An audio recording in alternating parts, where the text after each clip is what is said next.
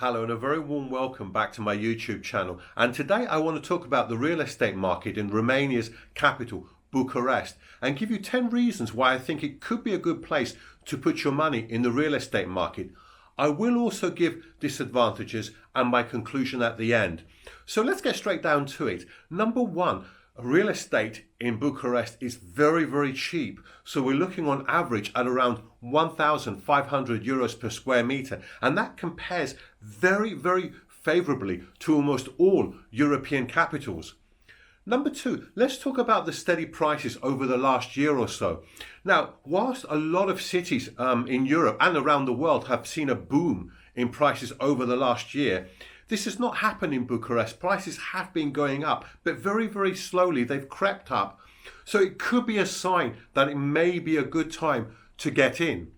Number three, I want to talk about gross yields. So gross yields are quite good in Bucharest. We are talking on average around 6%. Not bad, in particular compared to Western European capitals like London, Paris, and Rome.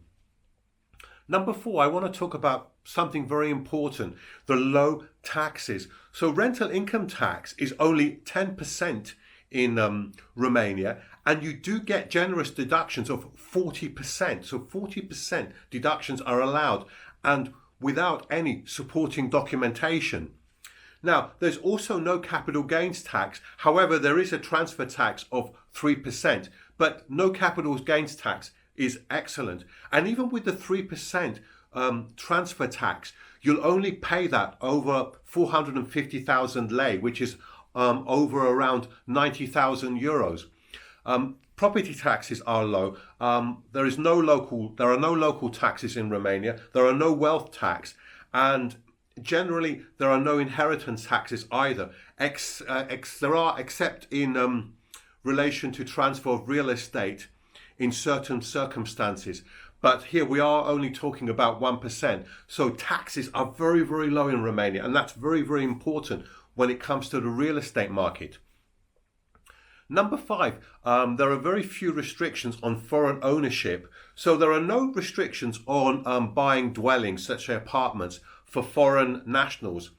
But for purchase of land, companies are going to be you're going to need to set up a company if you're a non-EU EEA citizen, unless you are a foreigner who actually is resident in Romania.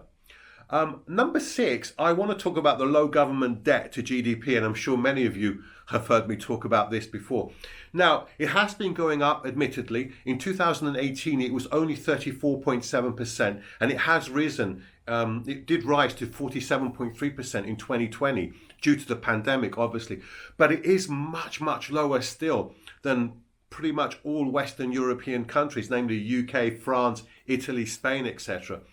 However, it is higher than Bulgaria and Estonia. Bulgaria has only, I think it's 25%. So 47% compared to 25%, it does show Bulgaria in a bit more of a favourable light. Number seven, I want to talk about briefly, a couple of other economic factors. So unemployment is quite low. It's lowish. It's around the 5% mark in Romania. In actual fact, in 2010, it was 7%. But by 2019, it come down to 4%. It did go up obviously a little bit more because of the pandemic, but 5% isn't too bad. And also I want to talk about the very, very good GDP growth. So if we take the years 2012 to 2019, it ranged from 2.04% to 7.32%, which was a high in 2017. And that's pretty good compared to Western European countries. And in 2020, obviously GDP did drop due to the pandemic, but it wasn't really that shocking. It was around 3.86%.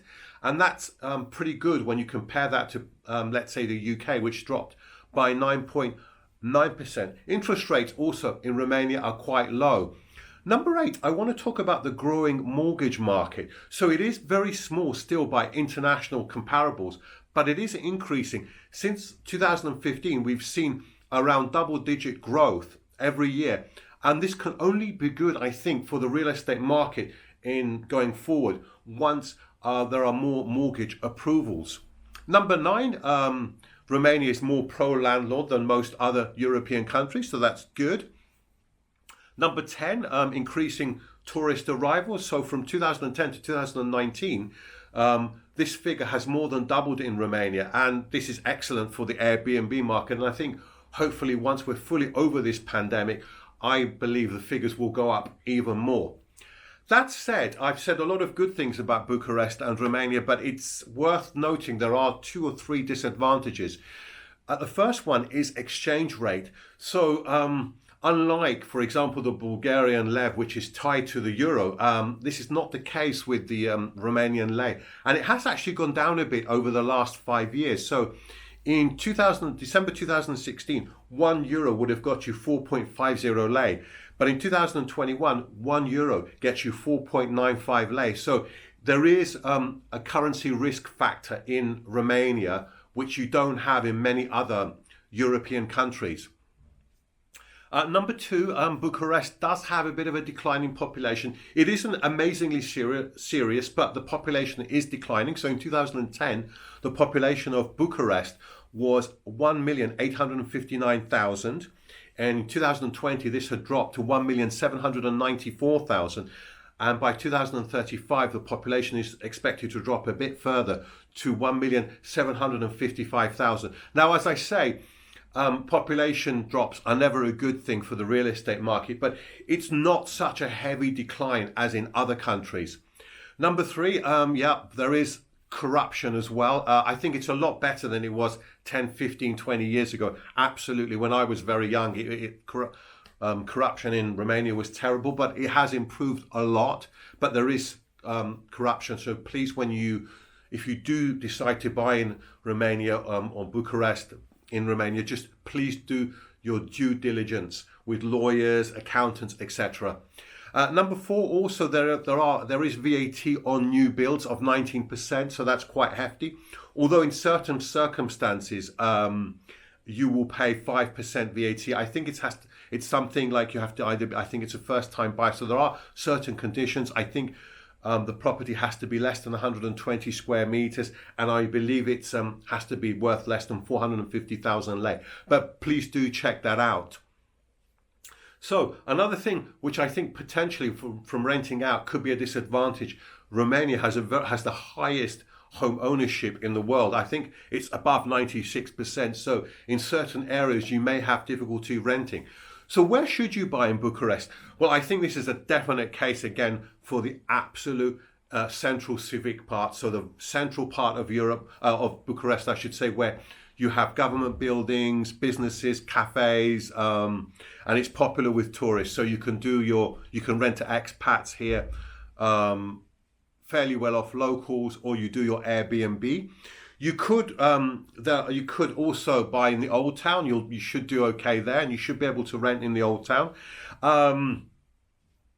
There is one area which I actually saw the prices were incredibly high, and that was I think it was Primaveri, where it's a very, very upscale area, but the prices were like huge. I mean, I thought I saw here many prices that are around 6,000-7,000 euros per square meter. But you don't need to pay so much, because if you buy in the central civic area, particularly around the Unirii Boulevard, I've seen, let's say, properties here for 2 bedrooms for 160 to 170,000 euros, and they're reasonably sized. Like I saw some for 70, 75 square meters even, and in a city centre, that is very, very, very good. So I would actually stick there. Although in other parts of Bucharest you can buy for 1,000 euros per square metre, but you may have a little bit more difficulty renting out. So what's the conclusion? I think there are some major advantages in buying in Bucharest. Although it's not my number one market, I do think if you buy here, you should do pretty well in the long term. I can only see Bucharest in, let's say, 10, 15, 20 years from now getting much closer to Western European cities. So I think there's likely to be a lot more growth here than obviously in cities like London, Paris, etc. So that's it for today. I would love to know your thoughts. Have you ever considered buying in Bucharest? Is it a market which you think will do well in the future? Anyway, thanks ever so much for watching, and I'll see you in the next video. Thank you and bye.